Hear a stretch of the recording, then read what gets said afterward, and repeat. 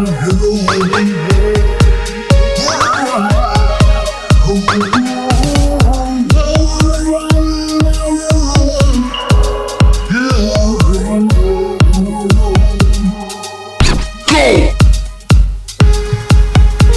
start off every interview by asking, do you condemn what happened in the year 2023 on October 7th?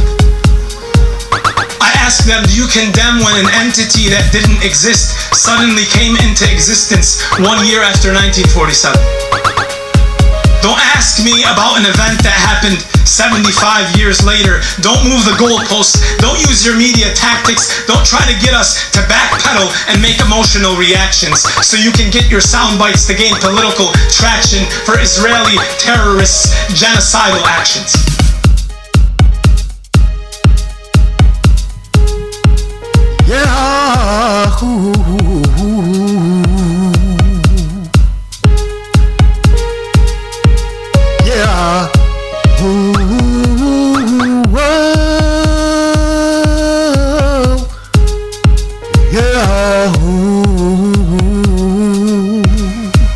Don't ask about Hamas. Don't ask about Hezbollah. For they didn't even exist on the initial days when Palestinian land was taken by force by the Zionists. They went village and village, town to town, slaughtering babies, raping women, killing them all.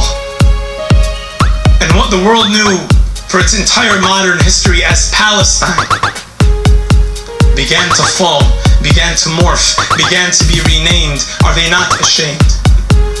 To use the Lord's name in vain, to claim that God is the one who gave them the right to steal, to kill, to cheat and deceive.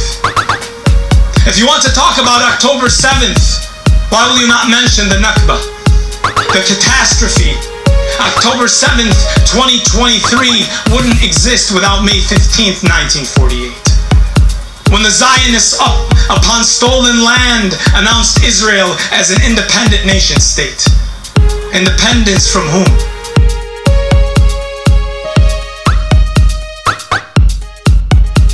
Department of Gaza is not about destroying Hamas. It is not about stopping rocket fire into Israel. It is not about achieving peace. The Israeli decision to rain death and destruction on Gaza, to use lethal weapons of the modern battlefield on a largely defenseless civilian population, is the final phase in the decades-long campaign to ethnically cleanse Palestinians. The assault on Gaza is about creating squalid, lawless, and impoverished ghettos in the West Bank and Gaza, where life for Palestinians will be barely sustainable. It is about building a series of ringed Palestinian enclaves where the Israeli military will have the ability to instantly shut off movement, food, medicine, and goods to perpetuate the misery. Privilege and power, especially military power, is a dangerous narcotic. Violence. And what the world knew for its entire modern history as Palestine began to fall, began to morph, began to be renamed. Are they not ashamed? To use the Lord's name in vain, to claim that God is the one who gave them the right to steal, to kill, to cheat and deceive. If you want to talk about October 7th, why will you not mention the Nakba, the catastrophe? October 7th, 2023 wouldn't exist without May 15th, 1948. When the Zionists upon stolen land announced Israel as an independent nation state. Independence from whom? Talk about that. Don't tell me about paragliders. Don't ask me about suicide bombers decades after. Don't ask me about a dance festival 25 years short of a century after the creation of a self-proclaimed imperialist cancer entity meant to infect the region and keep it debilitated. Don't ask me about resistance when oppression has been initiated. Don't ask me about paragliders when you're flying in F-22s. Don't ask me about people taken who shouldn't have been there in the first place. Don't ask me about the armed burglar's family who joined him to steal land. I asked you about a false war on terror that started in Afghanistan.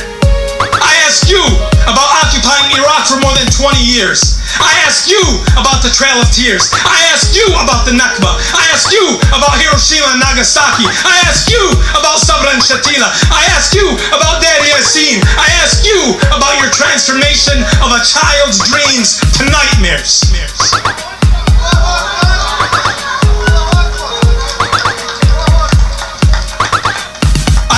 About being scared when you have nowhere to hide, no shelter to find.